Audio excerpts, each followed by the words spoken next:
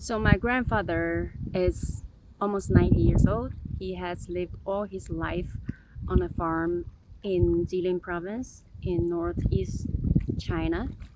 He is a big believer in boys. I'm not gonna say he thinks boys are better than girls. He loves boys better than girls. So he was very upset when I was born because I was not a boy. My parents had already had a girl and a boy. They were 8 and 6, and they wanted to have another boy. So my mom stopped the birth control and had me, and the whole family was very upset.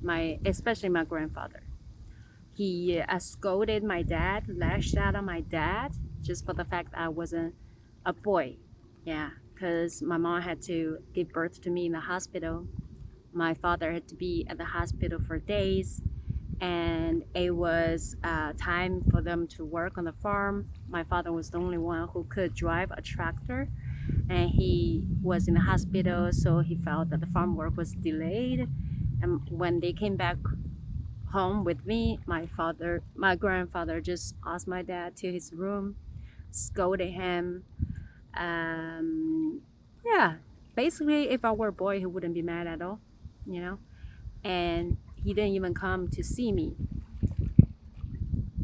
He didn't come to see me until I don't know when. After my sister took me outside after I was almost a month old, he saw me and he was saying, "Oh, what a pity! She's so big, but she's not a boy," you know. And then I don't know whose idea to name me a redundant child, extra child. But he definitely calls me that all the time until now. Until now, I'm 42 years old. He still calls me a redundant child. So I don't like calling him. And after I had my baby, I had to call him, because he was asking for me to call him. So I called him, and he was like, "I'm so proud of you. You have a boy, and he's not even Chinese. I'm so proud. This had never happened to our family." And I was like, "What? I have a master's degree. I've lived abroad. I've done so many amazing things. You never said you were proud of me. Now I have a boy, and you say you're proud of me." So I felt annoyed, angry.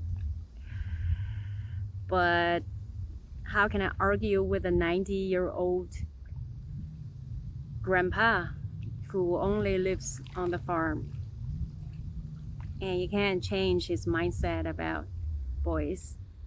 I'm not saying that to make him like a villain.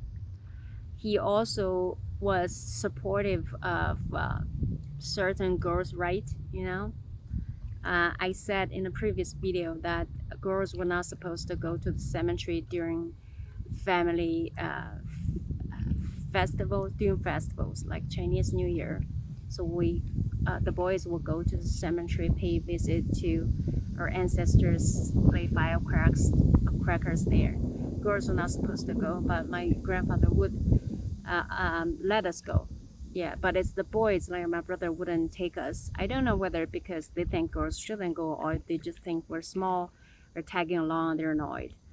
So yeah, that's my grandfather. He has 6 grandsons from his 5 sons, and 7 granddaughters. And all these granddaughters are doing great, either had an education or having a good life on the farm. The boys are okay too, but I think the girls always have this motivation, drive to do better in life. I have always wanted to leave the farm because that was my value in people's eyes. I'm not a boy, and I'm just gonna marry to somebody, be a housewife, raise kids, and I'll be called redundant kid for the rest of my life. Now I'm getting out of here. So I have this complicated relationship with my village. I think to some extent I enjoyed my childhood there because there's so much nature. There's so much community and everything. But at the same time, I feel that they labeled me. They put like a mark on my face that this is an extra child, a redundant child, a girl that's not as good as boys, right? So I carry that with me. It's very heavy sometimes. I think that's the reason why I always want to leave. I always want to go somewhere far, far, far. I always want to date somebody who is far, far, far away from the village because they wouldn't know my unpleasant childhood, also how people label me, right? And I'm always very welcoming to different cultures, right? So, yeah. And also, that's probably why I started doing stand up comedy, because there's so much pain buried in my heart, and all of this are good material and also good motivation to have a voice. Like you don't have a voice. I didn't have a voice as a child. I didn't have the power to tell people to stop calling me that or to challenge the mindset about boys and girls. There are things boys can do, girls cannot. Yeah. I don't want to sound like a victim. This definitely shaped me in a lot of ways. Yeah. So, right. Anyways, that's my story. Thank you for watching. If you like it, please like, share, and subscribe. See you next time.